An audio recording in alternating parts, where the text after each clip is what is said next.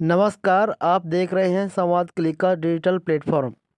जी, police की तरफ से कहा गया है कि जो आंदोलनकारी हैं उनके वीजा और पासपोर्ट कैंसिल करने की बात है। तो कितना वाजिब मानते हैं कि किसी आंदोलनकारी का इस तरह से उसके ऊपर मेरी नॉलेज में नहीं है कि इस तरह की कोई डायरेक्शन अगर दी है, क्योंकि वीजा कैंसिलेशन तो शायद एमईए के हाथ में भी नहीं है, वो तो कंसर्न एम्बेसी ने करना है।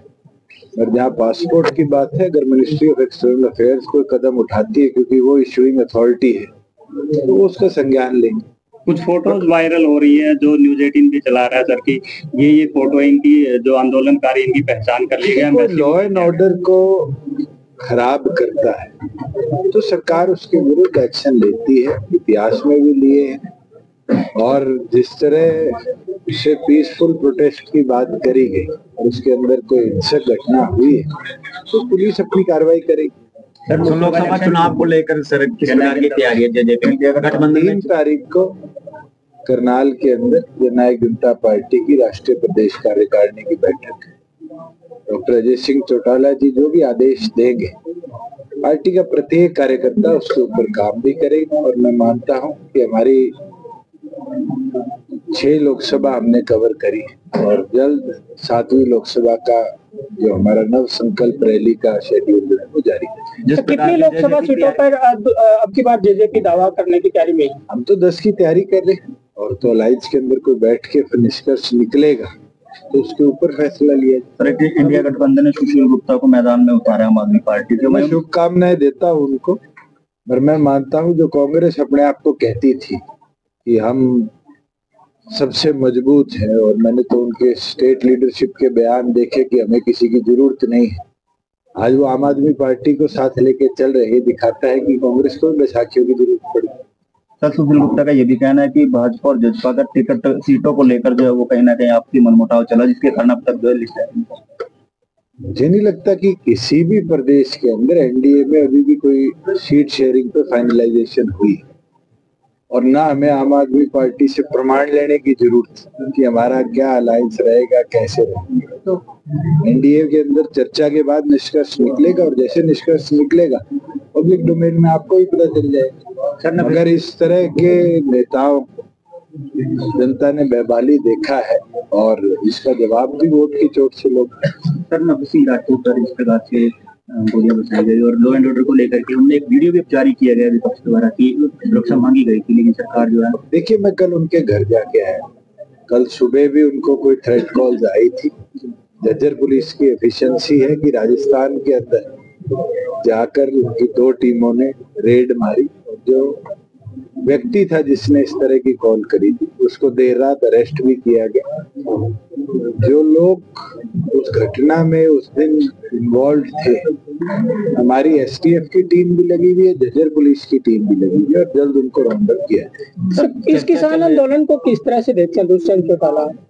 मैं तो एक चीज कहता हूं कि पंजाब के हमारे भाइयों को हरियाणा से समझकर कि कैसे कृषि व्यवस्था को बेहतर पहुंचाया जाए, पंजाब सरकार पे दबाव डालना। आज 2 फसलें पंजाब सरकार एमएसपी पर खरीदती है और हरियाणा 14 खरीदती है।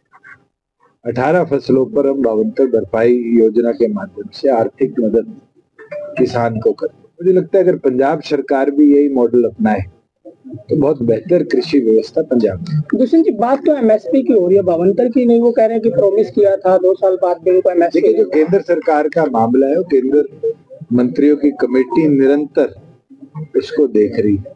जहां प्रदेश की व्यवस्था बनाने की बात है, हम भी केंद्र से सपोर्ट लेते हैं। गेहूं में, जीरी में 25%, दालों में 25% और फसलों पर, और उसके बाद स्टेट अपना बेयर करती है 75% कई फसलों पर। 12 फसलें हमने ली है और ये नंबर 14 फसलों तक हम ले गए, और इसको और आगे बढ़ाने का काम कर रहे हैं, रुक नहीं रहे। और यही है जो किसान को और समृद्ध। एसवाईएल का पानी मिल नहीं रहा है, लेकिन हरियाणा राजस्थान को पानी देने के बाद जो अग्रीमेंट हुआ है वो हथनी कुंड बैराज में 21-22 दिन जो मानसून के में एक्सेस वाटर रहता है उसको राजस्थान ले जाना चाहते हैं, और वो अपने खर्चे पे शायद 20-22 हजार करोड़ की लागत से ले जाने का काम करे। उसमें हरियाणा का शेयर तो मेरे ख्याल से कहीं भी इफेक्ट नहीं हो रहा। और एसवाईएल का विषय क्योंकि सुप्रीम कोर्ट में जैसे ही निर्णय आएगा हरियाणा सरकार उस पर भी उचित कदम उठाए। दुष्यंत जी, इनेलो और बसपा के गठबंधन की बातें आ रही हैं, तो कहाँ देखते हैं? मुझे तो बसपा सुप्रीमो का ये बयान याद है, हम किसी के साथ नहीं इस बार अकेले लड़े, और अकाली दल से भी शायद बसपा ने अलायंस उसी बात पे तोड़ा। दुष्यंत जी, एक तरफ तो राजस्थान को पानी देने की बात हो रही है, लेकिन आपको लड़ा दे। दुष्यंत जी, एक तरफ तो राजस्थान को पानी देने की बात हो रही है, दूसरी तरफ है जो आदमपुर के जो साथ लगते हरियाणा के जो गांव है उनको वो राजस्थान का पानी लेके पी रहे हैं। यमुना का जो पानी है वो मॉनसून सीजन पे जैसे ही 24,000 क्यूसेक से ज्यादा हो जाता है, वो यमुना की धार के अंदर समुद्र में जाके मिलता है। राजस्थान सरकार उस हेड की रेजिंग करके उसमें से व्यवस्था बनाने का काम है। उससे हरियाणा के क्षेत्र के अंदर तो ये लाभ होगा, क्योंकि हम 18,000 क्यूसेक तक हरियाणा उसमें से पानी लेता है। जब कैपेसिटी बढ़ेगी तो हम भी उस कैपेसिटी के साथ उसी पाइपलाइन के साथ एक हरियाणा की पाइपलाइन डालकर जो हमारे ये जो क्षेत्र है दादरी का, हिसार का और भिवानी का, इसके अंदर भी पानी की सप्लाई को बेहतर करना।